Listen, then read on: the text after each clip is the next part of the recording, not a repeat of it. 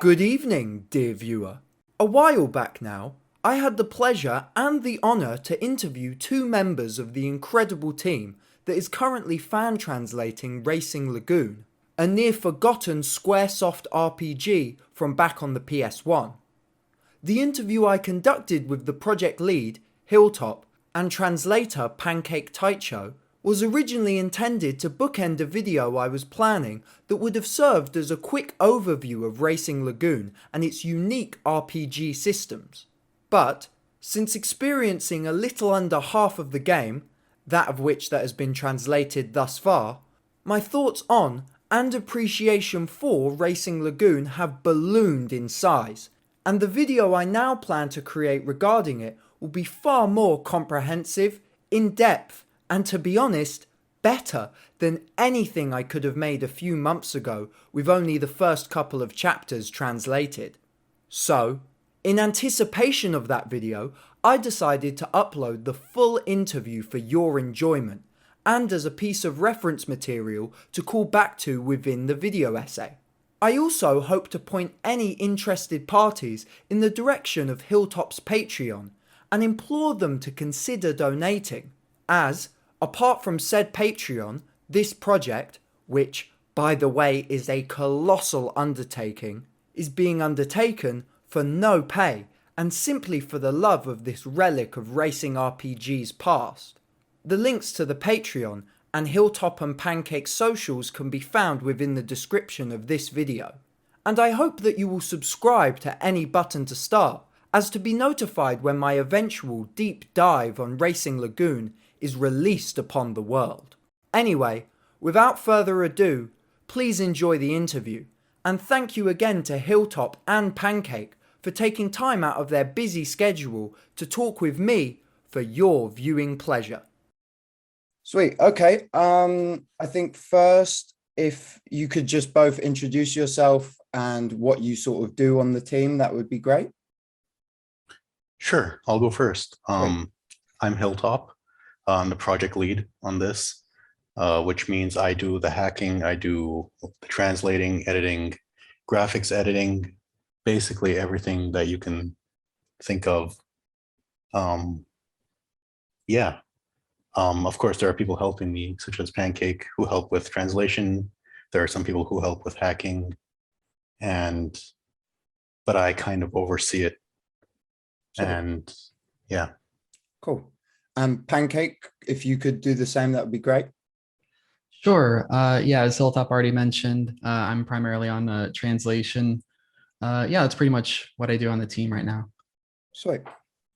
Cool. So my first question is, what drew you both to Racing Lagoon in the first place? Like, what was the thing that really got you both to decide that this was something that you wanted to take up?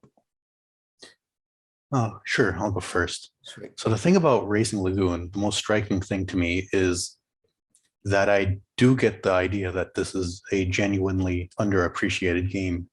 I think this game, with its aesthetic, with its styling, with its kind of out of time look, has the potential to be appreciated more today than it may have ever been when it was released, and in the area that it was released in Japan. I think some of the visuals have gained a sort of semi-ironic appreciation from people. People are now nostalgic for the way this game looks, when maybe in the early 2000s, people would just say that it looked bad. But I think that there's some real potential in this game in bringing it to new audiences. Yeah, definitely. Sweet. Pancake, do you have anything to say on that? Yeah, I first came across the game maybe back in 2008 or 9 when I first came to Japan. I saw it on a shelf, and the thing that grabbed me about it was a Squaresoft game, and I picked it up and I was looking at the back of it, and I saw an 8.6, which is a very popular car from an anime called Initial D, which I was into at the time. And I was just baffled. It's like Squaresoft made an RPG featuring an 8.6, well, featuring a ton of cars, but that's when you start out with. And why have I never heard of this? Why didn't it come out in the West? So, and after playing it for a little while, at the At the time, my Japanese was pretty limited, but just like the music, the visuals, just the way it made you feel was just extremely striking. So it's always been in the back of my mind for a really long time. And then maybe about a year and a half ago, I started dabbling in ROM hacking, and Racing Lagoon was a game that I was trying to figure out, but I never could crack it really. And then yeah, I saw Hilltop's tweet, like so many of us did, about the project. And in that tweet, there was a video, and he actually showed English in the game. And I saw that and I was like, someone is actually getting it done. Like it's really happening. Like this is going to happen. And that's what drew me to the project. It's just really exciting. Sweet. Awesome. Thank you. And my next question is, what do you think modern racing games could learn from Racing Lagoon? First and foremost, the thing that separates the racing in from Racing Lagoon from other racing games, in my opinion, um, is not the mechanics. It's not the driving. It's not anything to really do with the gameplay too much, but it's the context that the game gives to your races. When you are racing in Racing Lagoon, you are not nameless driver. You are Sho Akasaki, and you care about your car. You want to upgrade your car so that you can progress this plot and see what happens next. A lot of driving games kind of just forego that aspect, and you just drive and raise your rank and you get licenses, and there's not a lot of context being given to your driving. But this game turns that all on its head, and it's a racing game where the RPG is the draw. It's the story, it's the characters, it's the context. Yeah, cool. Pancake, any thoughts? Yeah, wholeheartedly agree with everything Hilltop said. The word that popped into my mind was story, and that yeah, driving is a big part of the game, but I've never played a game like this, like that put itself as a racing RPG, or as a racing game rather, that had the characters, the story elements. When I first saw the game, I had a lot of ideas about what I thought it was going to be. You know, you see racing game, you might think of Gran Turismo, or maybe something like Need for Speed. But yeah, that's all I'll say. Like you have no, like, you're just not going to be ready for what this game brings. Cool. And sort of inverse of that question, what do you think modern RPGs could learn from Racing Lagoon? I guess I'll go first again. Um, Definitely to mix it up. This game is ambitious. It's different.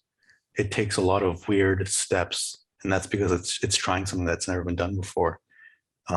People didn't expect Square to put out a game like this. They expect swords and sorcery. They expect increasing your strength and magic and turn-based combat and things like that. But the Square like style of storytelling and the Square aesthetic and things like that can be applied to other games. So like what can RPGs learn from Racing Lagoon is, yeah, don't be afraid to change it up. Yeah. Pancake, any thoughts before we move on? Yeah, something that struck me about the game is that it can be relatively short. It can be finished relatively quickly. You can spend a lot of time upgrading your parts, but it doesn't overstay its welcome, and it delivers a very like interesting, compelling narrative with a very confident, unique character and atmosphere. It's not afraid to be what it is, and it doesn't take 100 hours to get through it either. And that's always a good thing. Yeah. Okay. So have you noticed Racing Lagoon's influence in any other Square games, or any games in general, sort of after or near the time of its release? It's funny. The game that my mind jumps to is The Bouncer. Just kind of aesthetically, the characters, you could replace a Bouncer character with a Racing Lagoon character and you wouldn't blink an eye. Yeah, yeah. But the answer is kind of no. Square, after this game performed under expectations, they kind of just buried it. they did not try to pursue this ever again. And it's not like other companies saw this and tried to replicate it either.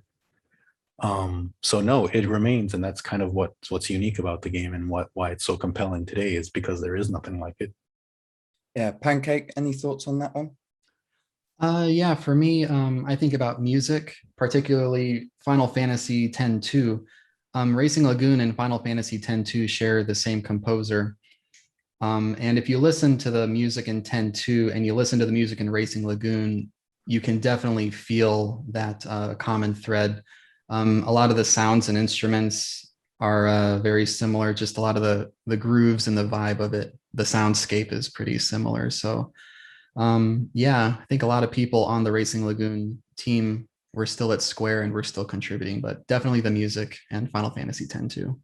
So, what has been the biggest challenge in translating Racing Lagoon thus far? Number one is, I think, getting the specific quality of its writing across. So this game, if you don't know, is basically just a meme in Japan. It's a meme because its writing is so out there. It's so ridiculous and absurd that people instantly try to mimic it. They try to write with this mix of English and Japanese and odd emphasis that it has. This game really, really loves English words, and it will insert them just randomly into the script in the original Japanese. And to try to get across something that just feels so off without it feeling forced and without it feeling artificial. Because when I think about the writing in this game, I see like a beautiful, perfect crystal that can't be replicated.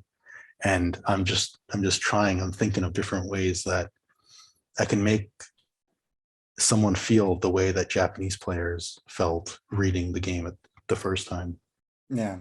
I think a follow-up question for that then, after what you just said, is how much of, because obviously I've played through the prologue and I've tried to play through as much in the Japanese. Obviously, I can't understand any of it.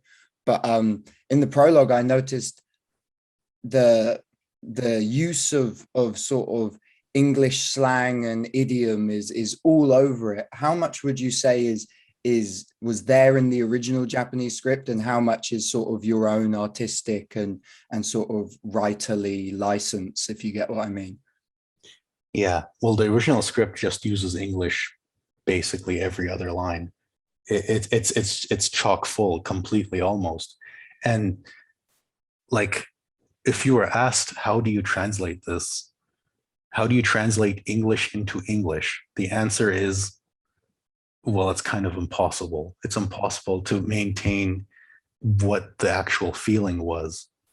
So with that, I am trying to get across just how off it feels by using strange words, strange phrases, things that look out of place, but still form a cohesive whole, if that makes sense. It is a fine line to write, because on one hand, it could just feel like clown writing. It could just be too ridiculous that the player just loses interest, or it could be too normal and the player doesn't have that same feeling that the Japanese player had seeing the ridiculous text. So it has to be somewhere in the middle there. Pancake, any thoughts on you for challenges thus far? Yeah, something I thought of was I guess, technical challenges, meaning a lot of times it's difficult to know what line you're translating, how that fits into the game, and what the player is seeing on screen. So translating the lines is more of like a process of refining with multiple passes. So the first time we'll be translating just the text, and then we'll get it into the game and we might see like, oh, actually this mood is different. Maybe this kind of music is playing. Actually, this thing we said in the line, the player can't even see that. So we need to address those issues and make it feel more cohesive in the context of the game itself, with the visuals and the sound. So I guess working on this has helped me develop a lot more empathy for maybe like game localizers of the past. I'm sure a lot of people know about the Super Nintendo Chrono Trigger and Final Fantasy VI translations. They get a lot of criticism, but working on this, I can understand how it might have been difficult for someone who couldn't even see the game they were translating for, and about how those kinds of challenges that can be posed. So yeah, it's a fun challenge though, but it's a very interesting one for the medium. Awesome. Yeah. Cool. My final question on Racing Lagoon, and then I have a couple more general questions about fan translation as a process. But my final question about Racing Lagoon is, do you think a modern take on sort of a car PG or a racing RPG could be a success? And what do you think it would look like? I think absolutely. I think that the racing genre is at the same time very mainstream and very not mainstream.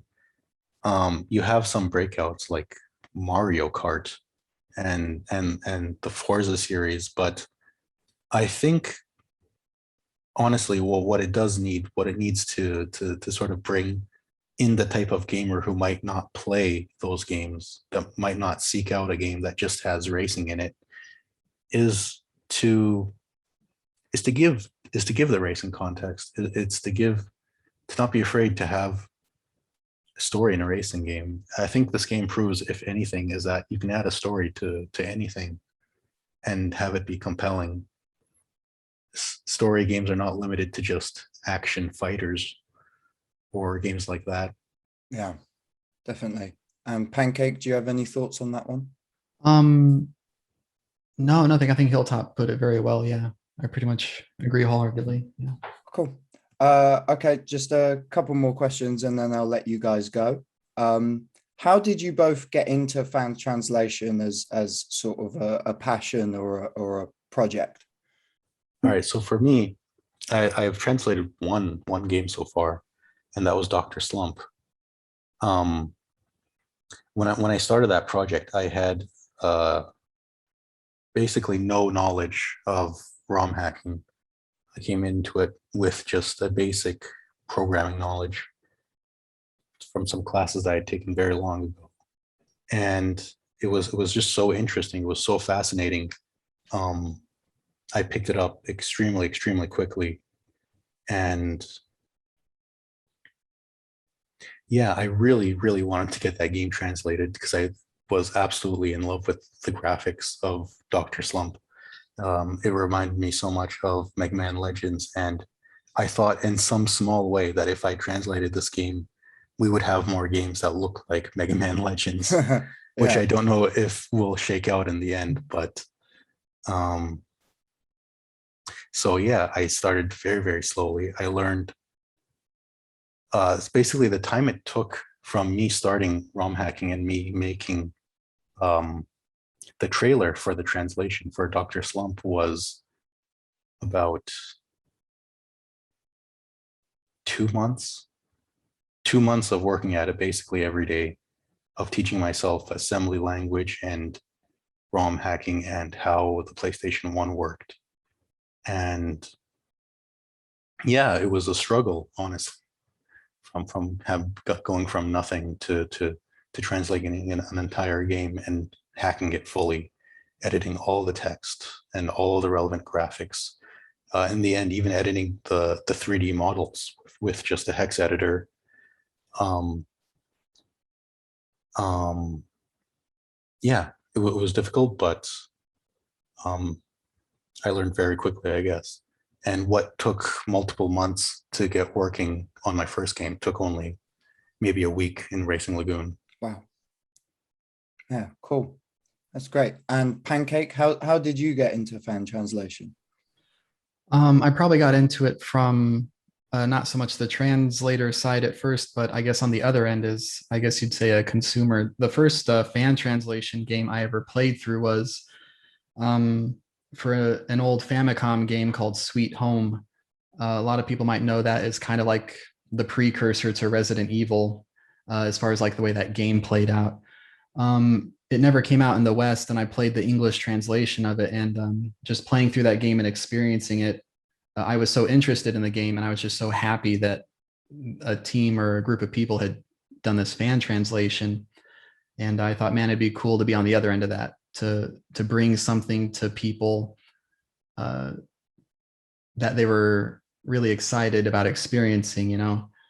Seeing your work be enjoyed by so many people. That's something that was really exciting to me. And then, yeah.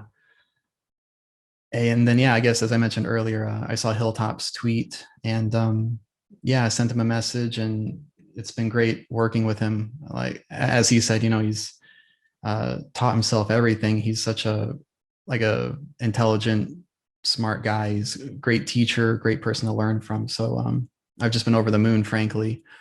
But yeah, it's been great. Sweet. Awesome.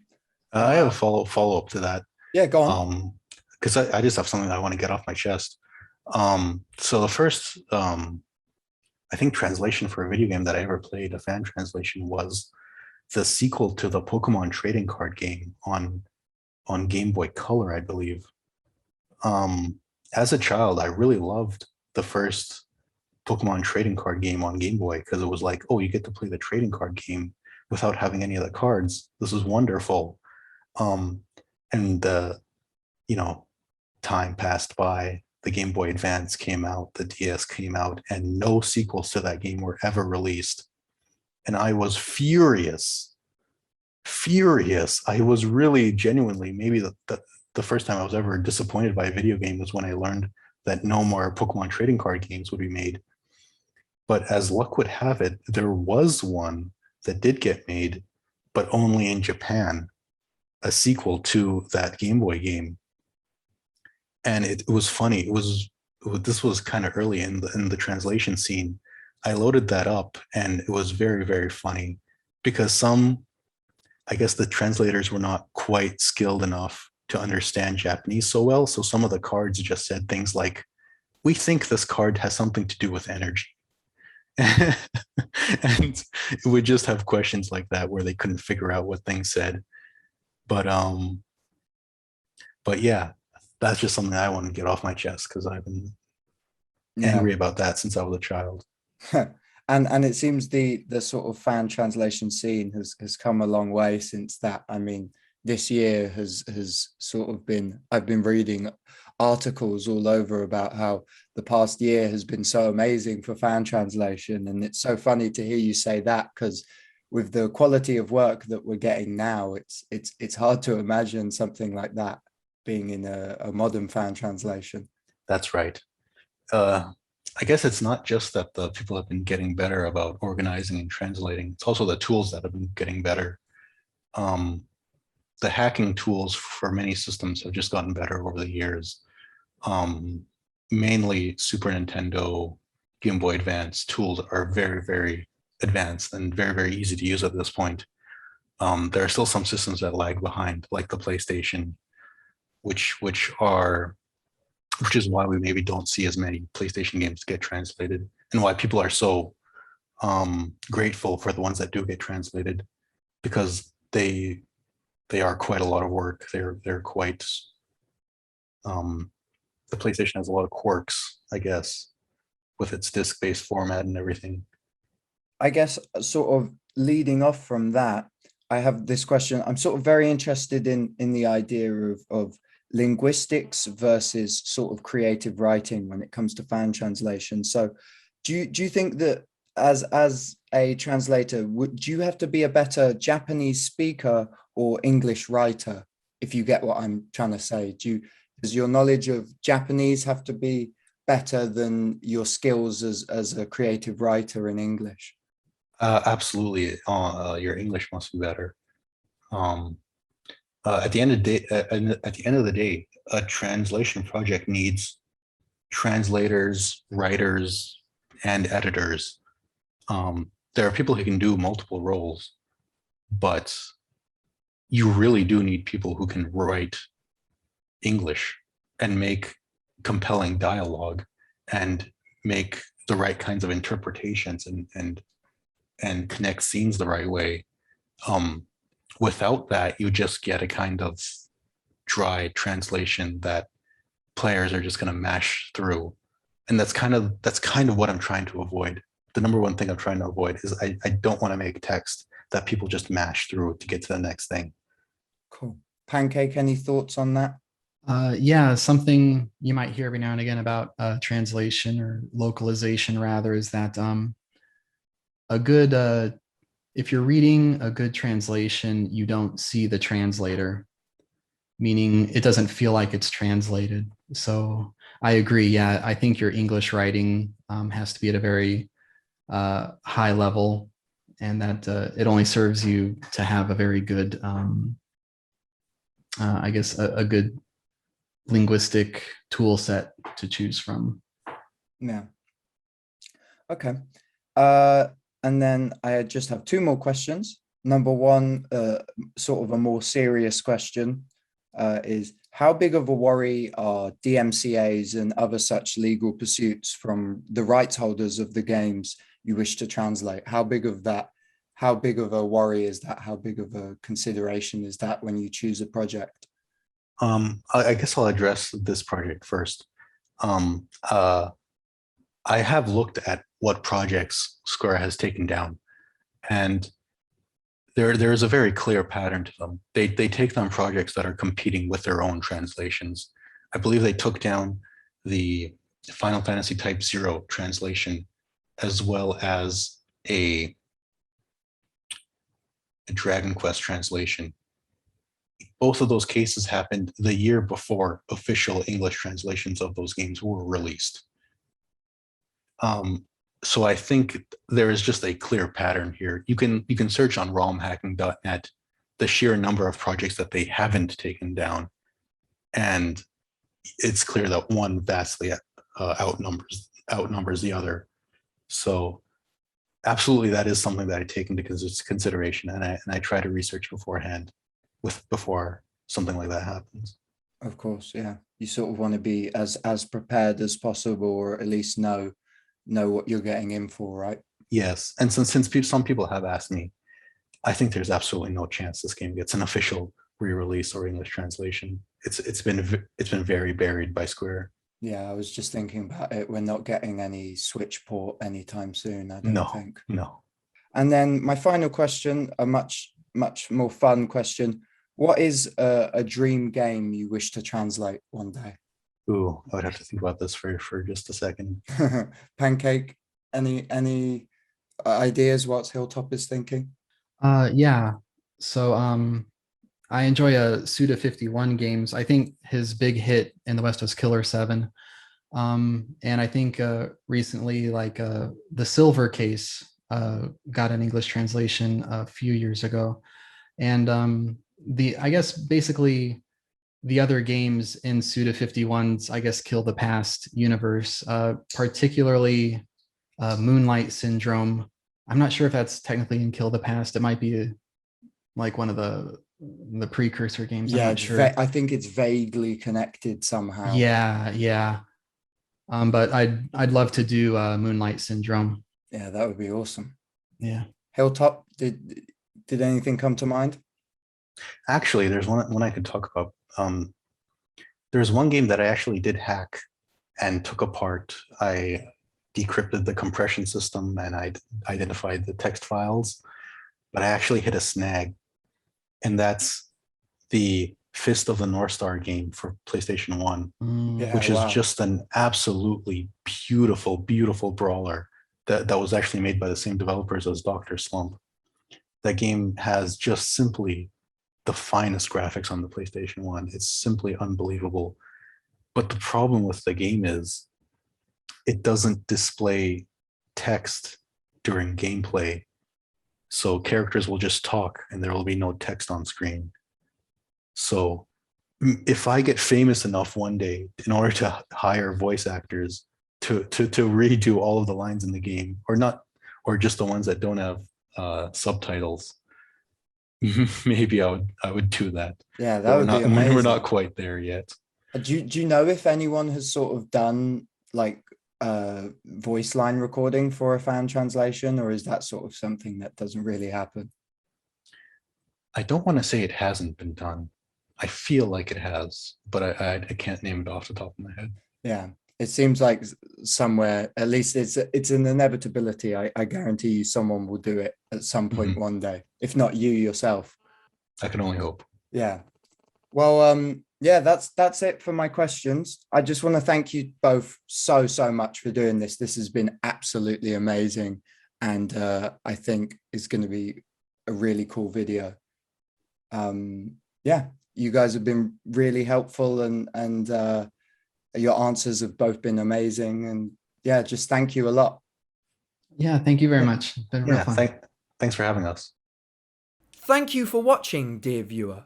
As I said in the intro, my full video essay on Racing Lagoon is set to be cavernously in-depth, and perhaps my best video yet. At least, I hope it will be.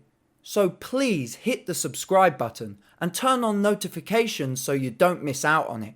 Also, I'd like to thank Hilltop and Pancake one last time for being so open with me within the interview. And also, I'd like to thank the entire team for just taking up the task of translating this fascinating game and allowing us English speakers to finally experience it. Again, their socials and other relevant links are in the description, so check them out if anything in the interview piqued your interest. With that, I'll leave you here with a final plea to subscribe to the channel and let me know in the comments if you'd like to see more content like this. Thank you for watching, and until next time.